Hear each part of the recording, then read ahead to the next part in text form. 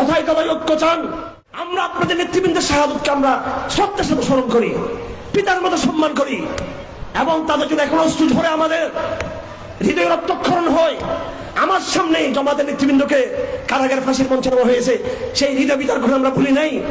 এবং আমরা একজন মুসলমান হিসেবে একজন মুসলমানকে হত্যা করা হয়েছে, সে হত্যার প্রতিশোধ ইনশাআল্লাহ আমরাও নিব ইনশাআল্লাহ আজিজ। আমাদের সে ভ্রাতৃত্ব আছে, কিন্তু তাই বলে আপনার পুরোপুরি হক হতে পারেন নাই, পুরো হালে হক হতে পারেন নাই। কেন দুর্গা পূজায় গিয়ে নিজেদেরকে বিসর্জন দিচ্ছেন? ভুল বুঝবেন না। 17 বছর আপনাদের পক্ষে ছিলাম, রাজপথে লড়াই করেছি, জামাত বলে শিবির বলে আমাদের কোমর ভেঙে দেওয়া হয়েছে, আঘাত করা হয়েছে।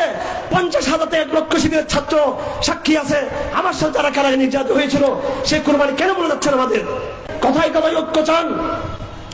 আজকে ঘোষণা করুন, সাহাবায়ে কেরাম সত্যের মাপকাঠি, কাল ঐক্য প্রতিষ্ঠা হয়ে যাবে। ঐক্যের বুনিয়াদ সাহাবায়ে কেরাম। এটা বলতে সমস্যা কোথায়? সমস্যা কোথায়? এটা বলুন, নির্দ্বিধায় বলুন, ঘোষণা দিয়ে বলুন যে মাওলানা মওদুদীর অনেক লেখার মধ্যে ভালো কিছু আছে। পাশ্চাত্যের বিরুদ্ধে তিনি লিখেছেন, গণতন্ত্রের বিরুদ্ধে লিখেছেন, তিনি সমাজতন্ত্রের বিরুদ্ধে লিখেছেন, জন্ম নিয়ন্ত্রণের বিরুদ্ধে লিখেছেন, পশ্চিমা মূল্যবোধের বিরুদ্ধে লিখেছেন। কিন্তু তার বইয়ের মধ্যে পদস্খলন ছিল। শুধু একটা শব্দ বলুন, ওলামায়ে কেরাম যেখানে যেখানে আপত্তি দিয়েছে সেটার সাথে আমরা একমত না, তো ঐক্য তো হয়ে যাচ্ছে। এটা বল আপনাদের হাতে এখন। যাই হোক আমার ভাইয়েরা, আমি যেটা বলতে চাই, আমরা আশ্বস্ত করতে চাই, এই জাতিকে আশ্বস্ত করতে চাই, আমাদের কারো কোনো ফাটল হবে না ইনশাআল্লাহ আজিজ, কোনো বিভেদ হবে না। ক্ষমতার জন্য কেন পাগল হয়ে গেছেন?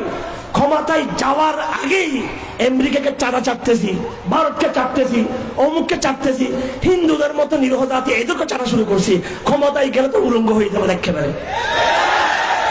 কেন? আল্লাহর রাস্তা নাই, আল্লাহ হাজিরাকে বিতাড়িত করে নাই, আল্লাহ ভারতকে পরাজিত করে নাই, আল্লাহ আফগানিস্তান আমেরিকাকে পরাজিত করে নাই।